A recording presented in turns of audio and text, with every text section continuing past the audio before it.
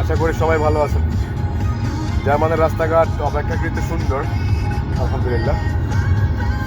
কিন্তু থাকা খাওয়া সব কিছু নিয়ে মোটামুটি ভালো আছি, ভালো চলছে সব কিছু। একটা প্রবলেম হচ্ছে কি জানেন, আসলে ইউরোপের লাইফটার মধ্যে জীবন সংগ্রাম আর স্থায়িত্বের যে সমস্যা, এটার সমাধান নিয়ে আমাদের প্রতিনিয়ত অসম্ভব যুদ্ধ করতে হয়। অন্যান্য দেশে যেমন স্থায়ী হওয়ার সুযোগই নাই, যেমন আপনার গালফের দেশগুলো, মালয়েশিয়া, ওখানে আপনি স্থায়ী হতে পারবেন না। সো ওইটা নিয়ে প্যারা নাই। একটা প্যারা আছে ওইখানেও, যেমন আপনার একামা লাগানো লাগে, কাতারের আইডি লাগানো লাগে বা পতাকা লাগানো লাগে। এক এক দেশে এক একটা সিস্টেম। মালয়েশিয়াতে হচ্ছে আপনার এখানকার রেসিডেন্ট কার্ড লাগানো লাগে, তারপরে হচ্ছে আপনার ওই একটা গ্রিন কার্ড আছে কাজের জন্য, যেটা ওইটা লাগানো লাগে। এক এক দেশে এক এক সিস্টেম। কিন্তু ইউরোপে আমরা সবাই চিন্তা করি গ্রিন কার্ড কীভাবে হবে বা পার্মানেন্ট রেসিডেন্ট কীভাবে হবে, রেড পাসপোর্ট কীভাবে হবে। ভাই আসলে মানুষের জীবনে যত স্বপ্ন না, তত বেশি পেরেশানি। যত বেশি পেরেশানি তত বেশি প্রচেষ্টা। প্রচেষ্টারও শেষ নাই, পেরেশানিরও শেষ নাই। এই তো যেমন জার্মানে মোটামুটি ভালো আর্ন করা যায়, কিন্তু এখানে কাগজ হবে না। আবার পর্তুগাল কিছুদিন কাগজের সুযোগ দিচ্ছে, কিছুদিন বন্ধ করে দিচ্ছে। দেন আপনার এক এক দেশে এক একটা সিস্টেম, এক একটা ওয়ে, এক একটা ঝামেলা। এখানে আপনি যদি লিগ্যাল থাকতে চান, সেখানে আপনার লিগ্যালিটির জন্য একটা যুদ্ধ করতে হবে, যেটা শেষ নাই। এখানে যদি আপনি হচ্ছে আপনার আর্ন করতে চান, সব দেশে আপনি ভালো আর্নও করতে পারবেন না। অবৈধ হয়ে গেলে আর্ন করাটা তো আরও বেশি দুষ্কর হয়ে যাবে। আসলে ইউরোপের জীবনটা দেখতে দেখুন, আমার এই ভিডিওতে আপনারা হয়তো looking I think little bit good. আরও কিছুদিন পর এই প্রকৃতিগুলো আরও সুন্দর হবে, ফুল আসবে, সব কিছু মিলিয়ে আরও বেটার কিছু হবে। Look like so much beautiful, you can earn also handsome money. But এখানে জীবনের প্রত্যেকটা single movement as a foreigner, একটা বিদেশি হিসেবে আপনাকে অনবরত যুদ্ধ করতে হবে। সেই যুদ্ধটা হবে টাকার জন্য, আপনার ফ্যামিলি সাপোর্ট। সেই যুদ্ধটা হবে আপনার স্থায়িত্বের জন্য। আপনি এখানে কীভাবে ডকুমেন্ট করবেন, লিগ্যাল কীভাবে থাকবেন, সেটার জন্য।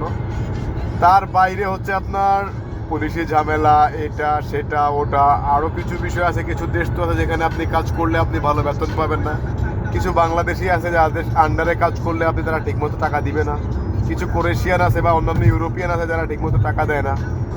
অনেকগুলো প্রবলেম হয়, অনেকগুলো প্রবলেম হয়। তারপরেও আমাদের অধীর আগ্রহ, অধীর আকাঙ্ক্ষা, আমরা কীভাবে ইউরোপে আসবো। তার জন্য জান দেওয়া লাগবে, জান দিব, নদীপথে যাব, কোনো সমস্যা নাই। তার জন্য হচ্ছে আপনার চোরাইভাবে যে দেশ দিয়ে পারতেছে ট্রাই করতেছে, এতে জীবনের ঝুঁকি নিচ্ছে, সব কিছু করছে। আমি জানি না এই সৌন্দর্যের মধ্যে মানুষের প্রত্যাশা কি। হ্যাঁ, হয়তো এটা হতে পারে, আপনারা বলতে পারেন যে আমরা কেন আছি এখানে। আসলে ভাই আমরা তিনজন আছি গাড়িতে, সারাদিন কাজ করেছি, বাসা যাচ্ছি, দেখে ভাল লাগছে। কিন্তু মন তো পড়ে আছে দেশে, মন তো পড়ে আছে সেই পেপার কবে হবে এই টেনশনে। মন তো পড়ে আছে ফ্যামিলিকে কীভাবে সময় দিব সেই টেনশনে।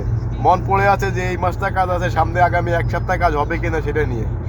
দেন পেপার আদৌ হবে কিনা সেটা নিয়ে। কত ধরনের যে পেরেশানি, এত সব কিছুর মধ্যে আমাদের বেঁচে থাকা। তবে সবচেয়ে বড় বিষয় হচ্ছে, অনেক কথা লম্বা করে ফেললাম। সবাই সবার জন্য দোয়া করবেন প্লিজ, আমাদের জন্য দোয়া করবেন যেন আমাদের, আশা করি আমাদের তো এখনো পর্যন্ত সব কিছু লিগাল আছে, সব কিছু ঠিক আছে, everythings okay. As a Bangladeshi হিসেবে আমরা ক্রোয়েশিয়ান ডকুমেন্টস নিয়ে জার্মানি আছি। আমরা আমাদের হচ্ছে ইলেকট্রিশিয়ান নিয়ে কাজ করছি।